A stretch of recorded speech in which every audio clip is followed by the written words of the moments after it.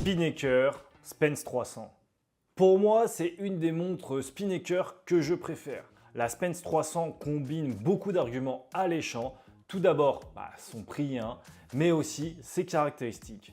300 mètres d'étanchéité et ce pour seulement 11,5 mm d'épaisseur. Donc 300 mètres d'étanchéité pour une montre, c'est déjà pas mal, mais quand cette dernière fait moins de 11,5 cm d'épaisseur, verre inclus, s'il vous plaît, c'est assez rare pour être souligné. Alors quand en plus cette montre est affichée à 650 €, le cadran est joliment fumé.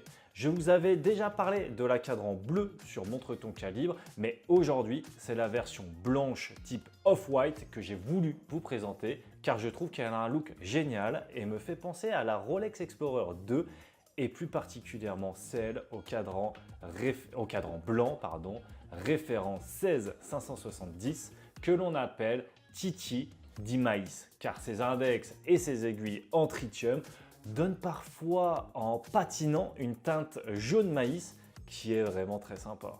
Le petit polissage sur les cornes et le fait qu'elles ne soient pas percées ajoute aussi un petit peu d'élégance au modèle. Le miroir sur le réo donne une bonne profondeur au cadran. La taille de 40,5 mm est polyvalente. Le bracelet présente vraiment aucun stretch. Les aiguilles sont bien lisibles. Bref, tout y est. À noter que pour fermer le bracelet, il ne suffit pas juste de clipser, mais il faut bien appuyer sur les deux boutons du fermoir. Cependant, je vous rassure, on prend vite le coup de main, donc pas de problème là-dessus.